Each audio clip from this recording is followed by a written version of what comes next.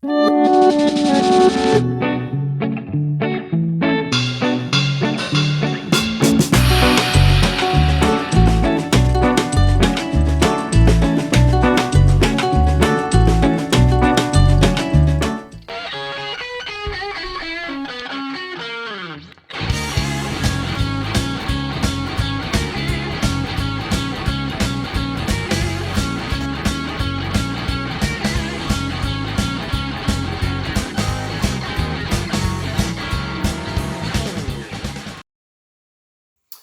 you guys, I've been really looking forward to sharing this particular episode with you. This is day 8 of my Palms, Pines, and Fishing Lines trip, and all I have in this video and all I did this day that was significant to me was an interview with my former industrial arts shop teacher, Jim Kortan, or affectionately known as Mr. Kortan.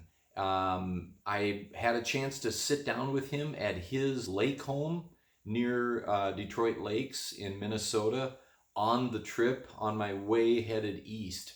And we sat down and I talked with him about my experience taking his class and learned more about what his experience was teaching the class and teaching many, many young people about working with their hands and being creative in a shop with a bunch of metal and tools. And the video and the interview speaks for itself. I really enjoyed my time sitting down talking with him and reminiscing, and I hope you do too. And check out the book that talks about my experience with Mr. Kortan in his classroom. You can buy it on Amazon or on urbanmonktv.com. Hope you enjoy. Welcome to Urban Monk TV, you guys. This is a day that I have been really anxiously waiting for a long time.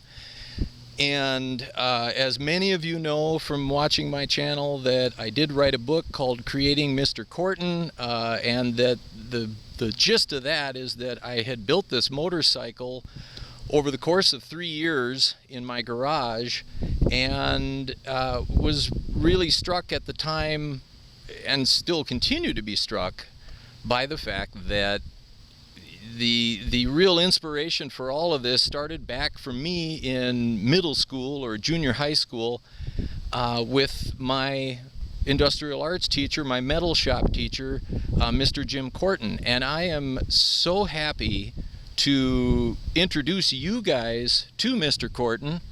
Thank you for hanging out with me. We're here in Mr. Kortan's Minnesota residence on a beautiful lake here, Lake Floyd, and he's been gracious enough to allow me to stop by and just talk with him for a while on this trip across the country. Real quickly, I want to say thanks to Alpha Moto for making this trip possible. And if you need motorcycle tools, if you're a motorcycle mechanic, Alpha Moto is a great resource for you at thealphamoto.com. And they also offer many great, you don't have to be a motorcycle mechanic to find things that are useful there on their website for just daily maintenance or ownership of a motorcycle. So please check that out, and thanks to them. This is such a treat for me. Well, thank you. It was nice that you're here, and we can get back together and see you again. It's seemed like a zillion years since 1986 to now-ish, something is like that what I was thinking back, and I was thinking, God, what year was that? But with 32 years in the classroom and kids, they all kind of, I can't keep them separated as to when were they there, and in fact, our kids are now, our children, they run into former students, and usually the question is, if they say, well, I grew up in Fargo, okay, north side or south side? Oh, yeah. North side. And then it comes out Ben Franklin, and then, oh yeah, Mr. Kortan had him. In fact, just this past 4th of July, our son was there out at the sandbar, all the boats out there hanging out, and he ran into another former student, and somebody caught his name. Kortan, you know Mr. Kortan? Yeah, it's my dad. Oh gosh, oh, and then they talk about shop, you know. Yeah. So that's how it went. And when I made the decision that I was going to name the bike Mr. Kortan in tribute to you and your career, I put that on social media and had so many people commenting on it. Oh, I loved Mr. Kortan, and I had his clothes. I still got the table, you know, and I still have my dustpan or whatever the project was. But I wanted to ask you, 30 plus years of showing up, did you feel that you were teaching a trade, or did you feel like you were teaching an art form? I think mostly was from the trade perspective, in that you know, because you'd get kids in there, especially like when I had the 7th grade wood shop, you know, that didn't know a hammer from a screwdriver, you know, and I had a young guy say, well, my mother and I live in an apartment and we don't have any of this. Sure. And so to put those tools in their hand and let them see what they could do, you know, that was the thing, you know. You say that, and immediately pops to mind my good friend Bob, who was a year younger than me, but we're still dear friends to this day. He invested in my company. We both changed each other's lives in many ways, but he was one of those kids that lived with his mom in an apartment, and I'll tell you now that he later on went to rebuild an old Fiat and drove the thing to Michigan from Fargo, and yeah, you know, just he's a mechanic too. Yeah, and he's a doctor now, not even in the trades, but he's a microbiologist. Wow. Anyways. Well, that's fantastic. Yeah, that's I guess where we're at, you know, and I would get kids who would come in who, you know, they say, yeah, my dad has all this at home. Yeah, this saw and that tool and this whatever. And there was that extreme from those kids who didn't, but if their dad was into the stuff, they usually came in knowing, you know, different ways to do things, and yeah, so that was. But I thought mostly from the, you know, looking at it from the trade and giving kids some satisfaction that, hey, I can do this, or I can learn a lot. And you had kids, you know, used to be at where we'd start out measuring, unbelievable. You know, I mean, kids are like, really? Do I need this? And yeah, there's some math in there, isn't there? Oh, with yeah. Eighths and 16ths and 30 seconds. And then the day the young guy it was a metal shop, and he was making a basketball hoop. He wanted to put together that hoop, and I said, okay. I said, well, what's, you know, how, you know, and he wanted to know, how long do I cut this metal to make that circle? Yeah. And I said, now here's a teachable moment, you know, and I said, well, we know that the diameter is 18 inches, and if we use this thing called pi, and he like, oh, wow, what are we doing? We're not in home ec now, you know, this pi. I didn't sign up for science class. That's right. Yeah. And so we cranked it out. We did the math. He cut the piece and he put it on and rolled it, and man, the two ends came together and it was 18 inches. He was just like, I said, there you go. Now when you tell a math teacher, well, I'm never going to use this. Yeah. What do I need it for? And there you are. I think you've touched on something that I figured out eventually, is that we took those math classes, we took those science classes, because they were required of us as young, naive, fresh minds who are in a rebellious stage of our lives, and we want to question, when am I ever going to need this? You connected those dots for us, just like that. Yeah. And normally, I wouldn't have in class been talking like, okay, we got to use pi, and we got to do all these different math formulas, because a lot of, like you say, a lot of kids that came down, they said, oh, I don't want to do this, you know. Like one kid told me, he says, I like shop because we do stuff, we build stuff. Yeah.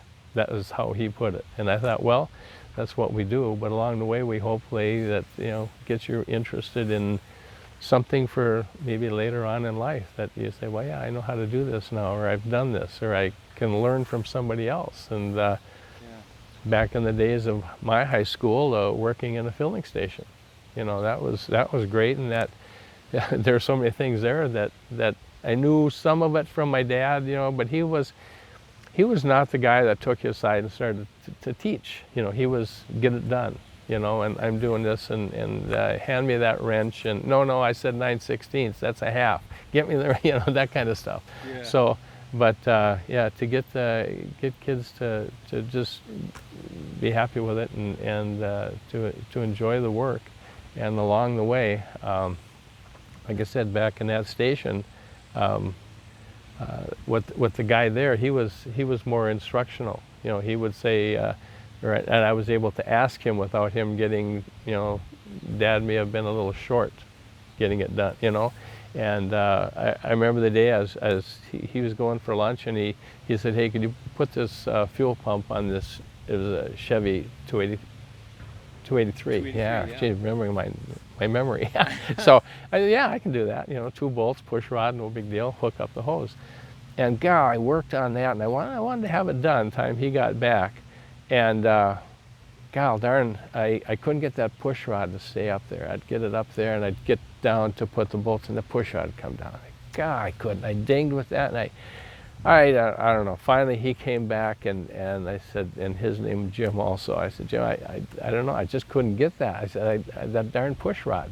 He said, oh, well, let me show you this. And he walks over, and he puts a little grease on his finger, shoves the push rod up there, stuck right there. And I thought, I never forgot that, you know. But that was one of those little learning things that happen along the way. And some of my viewers might, because now I'm working on a Honda CX, which was my first street bike that I bought at University Motors, and part of this series of the trip is Fargo, and tying back to those things I wrote about in the book. And long story short, I am rebuilding a Honda CX500 that's exactly like the one that I had when I was 16 years old. And the heads are angled in such a way that the exhaust is coming, you know, a little bit downward direction, and I'm putting the exhaust back on, and there's a copper crush gasket, essentially a washer that has to go in there, and you stick it in and gravity makes it fall on the floor, and you stick it in and gravity makes it fall on the floor, and I put a little grease on it and jammed it up in there, and I got all these comments, you know, like, well, that was a really good idea to just stick it with grease, and of course when the engine heats up, that burns off, and that's fine. And it reminds me of just that kind of little trick that you just got to get your hands dirty and get in there to pick up stuff like that. you could go on and on. Yeah, there's so many of those that I know are out there, you know, that whether you're laying tile or whatever you're doing, you know, you end up with you know, the little tricks of the trade, so to speak. What do you read my book? Thank you. I don't expect you to read it just because I wrote it. In the book, I made the argument that what you were doing was not only just helping us craft something with our hands, to take some materials and manifest a useful item out of it, like a table or you name it. But what I argued was the more important piece of what you were doing was molding my brain and my classmates' brains into a way of creative thinking that was so much more powerful later in life as we go out into the world and use it in completely disconnected ways from being in the shop. But the synapses of the brain and those connections, it causes a creativity that is so useful in kind of any realm of work. And I didn't go into the trades. I got a marketing degree, and then I went on and got a business degree in graduate school. But one day found myself starting a company that was dealing with sanitary fluids flowing through pipes and stainless steel fixtures and valves and pumps, and how can I move fluid from here to there without introducing oxygen to it because it's fermented, and I don't want to do too many details, but my brain could handle all of that if you go back to your classroom, in my mind.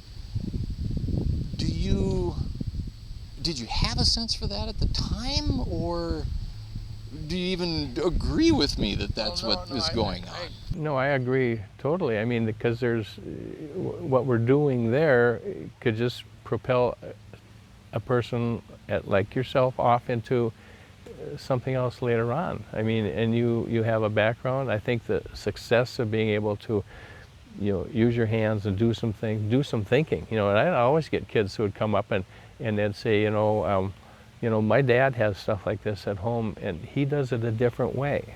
And I said, well, yep, I understand that. I said, and if this, I said, I have to look at all the kids in this class. Some of them are on square one and some of you are on the 50-yard line already. And I would probably show you like what your dad's doing, some of those. But the new kids on the block can't handle that. And I have to always look at safety.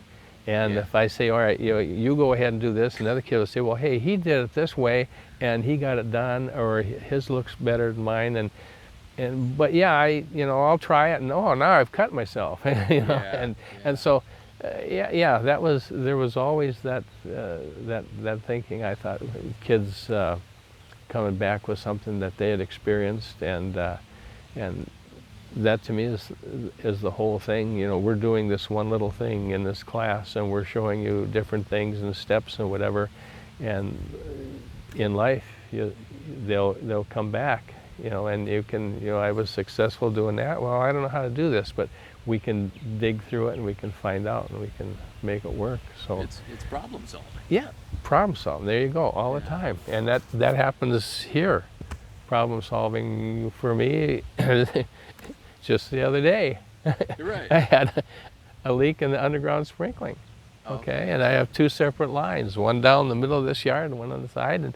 And I found a spot, put a stake in there. The next day, dug it down, and there's the pipe. A tree root had grown underneath it and pushed it up right at a seam, and it was leaking. Okay, that wouldn't be too big a deal.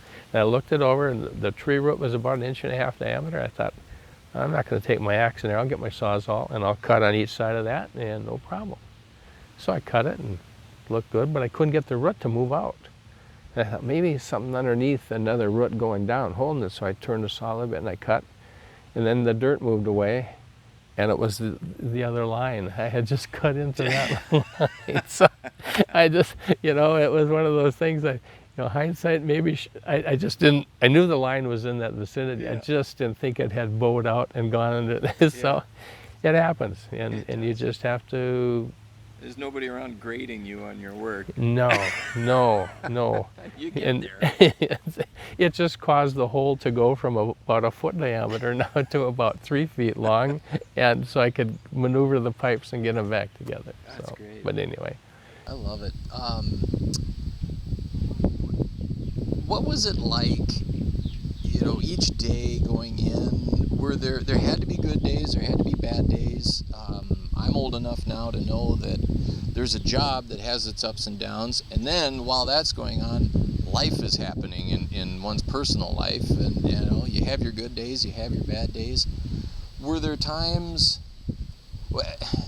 I guess if you had to put a percentage on it, how many of those days were you can't wait to get in there and do it and just enjoyed it immensely, and how many of those days did it just take gritting your teeth to go in and deal with those brats for a few hours? It wasn't the kids side of it. Sure, you always had that kid in class who was, had potential to be a pain in the butt, or, causing trouble, the bully type kid who wanted to, bent on hurting somebody, or those were always, probably the worst. Most of percent-wise, I'd say most of the days, never really thought about it. It'd probably be 80–85% of the time. It was always go in there, and it's, we got this, we got everything ready to roll, and we're doing it.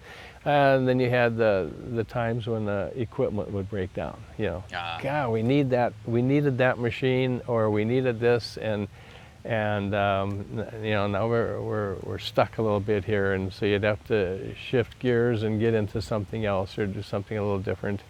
So there were those times. By and large, though, I'd say it was, you know, I didn't have a problem opening the door and going in and saying, well, I'm going to have all these kids in here, because generally they were, you know, good kids. You know, they were, you know, but always had to keep an eye open. We had these characters, and it was in the metal shop, and they had moved into town, and they were from a different state, and it just gave you that impression right away. It was not going to be, you know, and things went by that day, and at the end of the day in the shop, in metal shop, I always glanced at the tool panel, making sure the bolt cutters were there.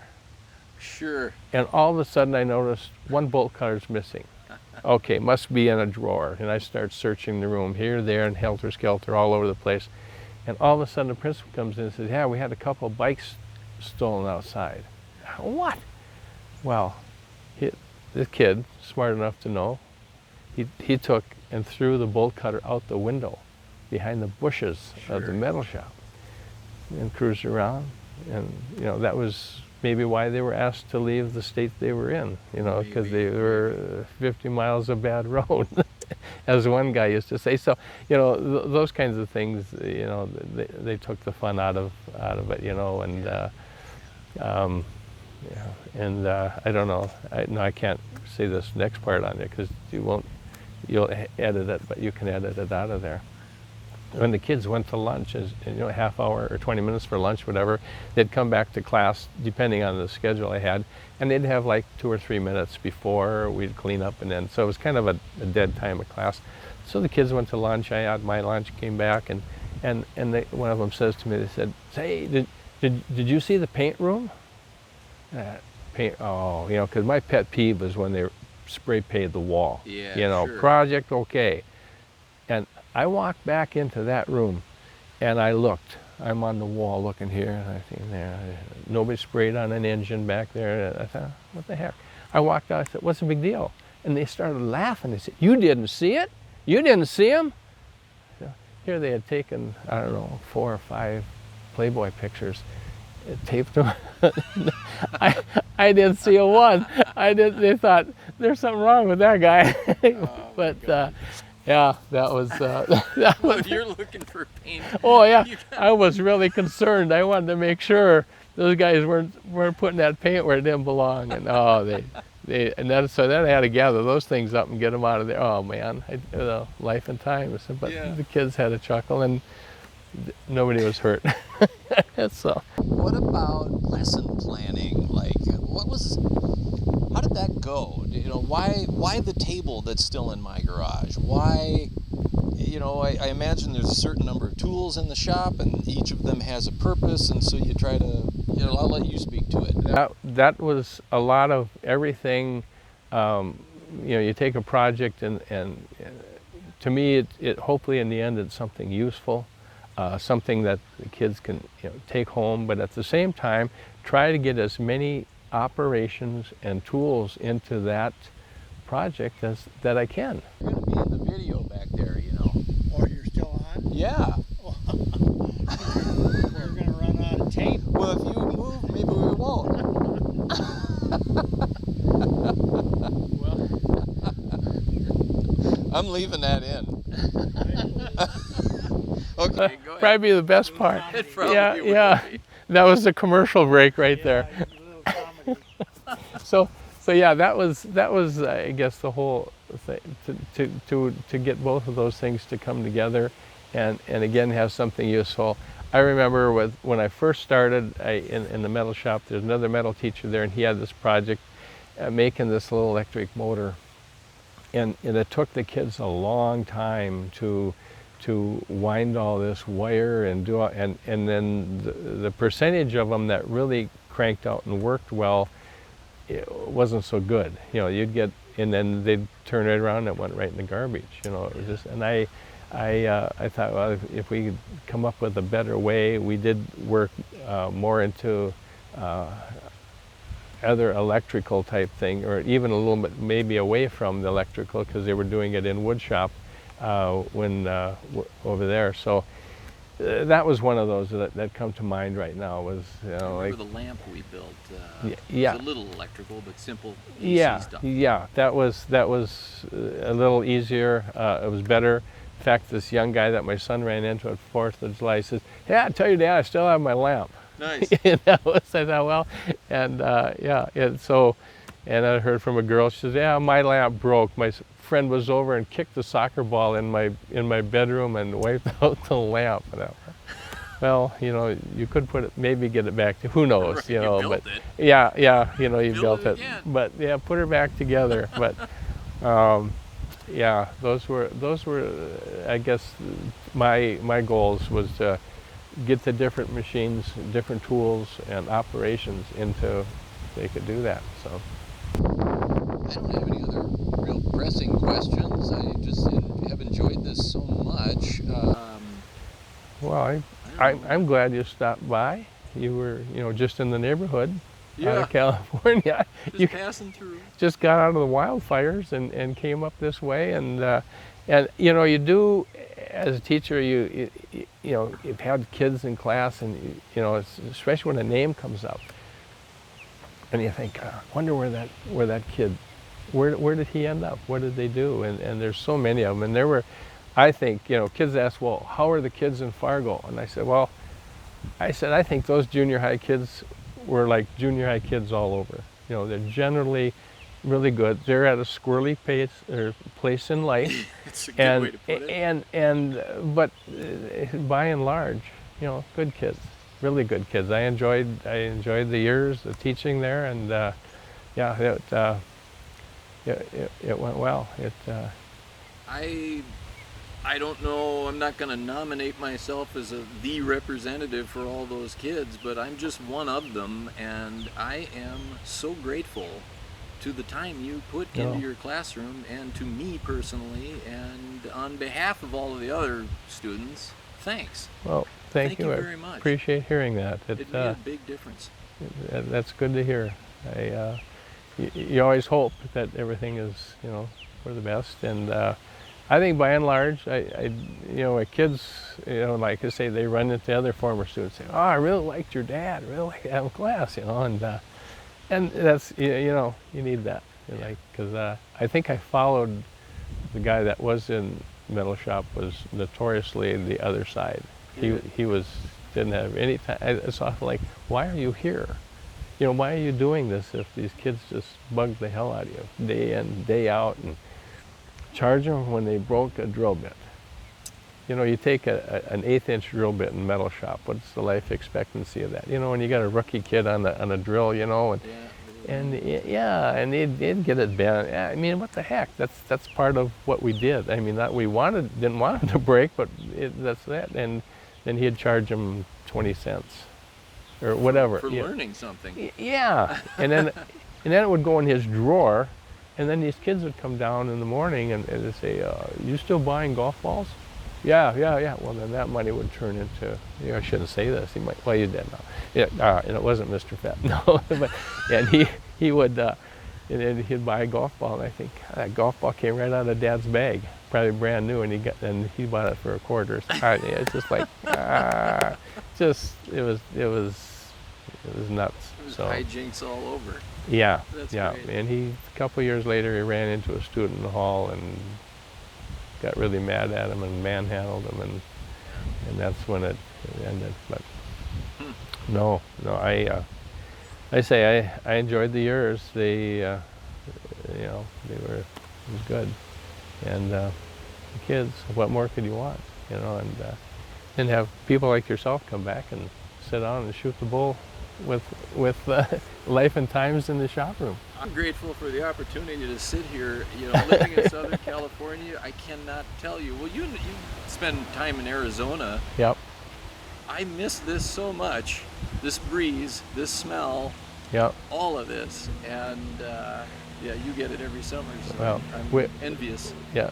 You know, we get out there, I guess people say, well, you have the best of both worlds out there. Well, or here, and And I said, well, you know, it's nice to get away from the cold and the snow. There's no Yeah. doubt about that. You don't worry about driving somewhere out there because you don't have slippery roads, don't have ice and crazy people driving out there. But Yes. you know, you get a few of those around here, and then you can come back. I do love coming back and getting everything back in order again here, and then like this. Yeah. And then in the fall, you know, and then I see a few of the leaves on the grass now already. I don't know if that's because of the drier summer, but the falls are really nice, really Right, fantastic. You know, it's 40, 45 degrees in the morning, and by 11 o'clock it's 60, and Yeah. and it's the way. Well, you've been through all that. You know that from years past, but it is nice. Well, I live near the ocean, and I've come to love ocean surf and the sound of it, but a lapping lake like this is a whole nother, same kind of visceral feeling or energy to it, but it's different, and it's wonderful to me. The times we've been down, a few trips we've had, whether it be down to, well, California was one of them out there, and I remember falling asleep that night. We were down in Laguna Beach, I believe, area, if I recall. Go there all the time. And the crashing of the surf, and I thought, God, but boy, did that put me to sleep. Yeah. That was just, you know, I thought, whoa, I didn't know if I was going to sleep with that, but it was fantastic, you know, and that was a one-night deal there, and I still remember that night. And yeah, here too, like you say, the waves but it's a little different. You don't have and you don't have the large crashing of the waves as you do out there. But yeah. It's a lap, I Yep, call it. yep. I love it. It's good. Oh, Jim, thank you. well, thank you for coming by, and I hope everything goes well for you with all your endeavors. Get that engine together and Yeah, thanks. show these people all the things that happen. Oh, where we're at. I wanted to tell you that before we wrap up, that I have a lot of people that contact me through the social media and through the YouTube channel that say, you know, you can tell from the way they're speaking or maybe a picture or something that they are younger people who didn't have a class like yours offered in their school, but they're watching my channel and they went out and bought an old motorcycle, and they got a wrench in their hands and they're diving in. Many of them are now riding those bikes on the streets and enjoying them. That's fantastic. And that, to me, it feels like passing it on. It feels like your legacy going straight to them. It fills me up. I love it. Well, that's fantastic. That's great. That's, guess what it's all about. Yeah, thanks. So, thank you.